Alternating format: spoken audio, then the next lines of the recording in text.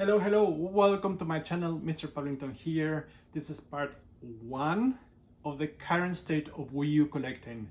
In this series, we're going through hardware, Amiibos, games in different regions, and what are the prices that you should be looking for games on this platform. The method I'm using for these videos is I'm referencing prices on the infamous price charting, which scans latest sales on eBay and then calculates an average price, and also my own research. So it's not purely price charting prices in this case.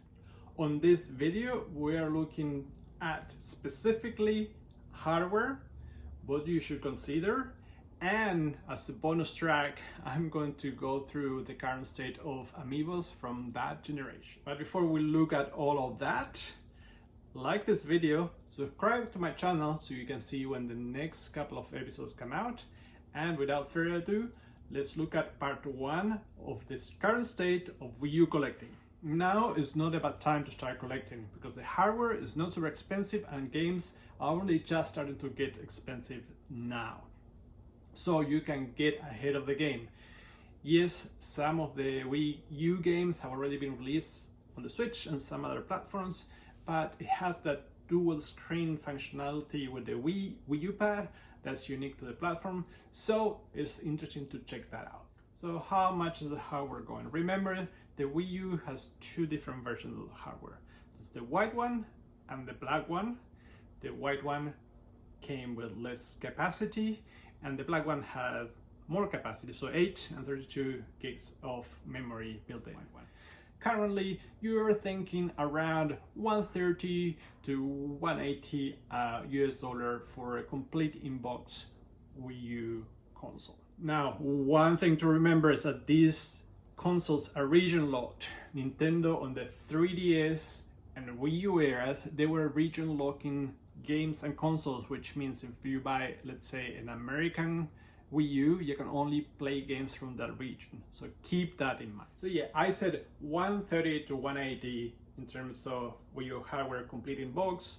If you go into eBay and some other auction sites or Facebook marketplace, you will find it cheaper.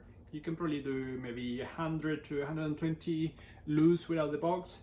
So you know, if you just want to start and see how this hardware is, maybe you want to pick up the you might want to go down this route.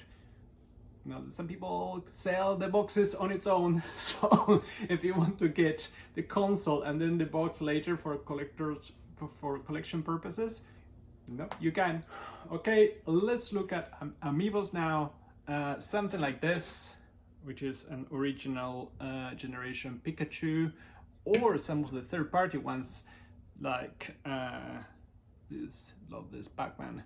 Those are the first generation Amiibos that came out with Super Smash Bros. For Wii U and 3DS. Also something like this, which is a Super Mario, original pixelated Super Mario 30th anniversary. Also relatively cheap. All of these are around $10. So if you never got into collecting Amiibos, now it's a good time. The other thing that's super cheap from this era is this, like the Animal Crossing ones, like Celeste, Kix, Tigby, Lottie, which is the one I just showed. Nintendo made a lot of them. I don't know why. Also with the Animal Crossing Amiibo Festival that didn't sell. Those were for that game, but also can be used with all different Animal Crossing games. Now, if you look at some of the more rare ones from that era, you have something like this, which is a Yarn, there you go, Yarn Yoshi, which is very cute. This came out with Yoshi's Woolly World, and now the most expensive one is there's a big one, like big full-size Yarn Yoshi, which will set you back around $100 US. So you can go for that one, but if you were on the budget, you can grab all the cheaper ones as well. So that's all we have for the current state of Wii U Collecting. Today we had a look at hardware and Amiibos. Let me know what are you going to pick up. Like this video, subscribe to this channel, and like I always say, keep on collecting.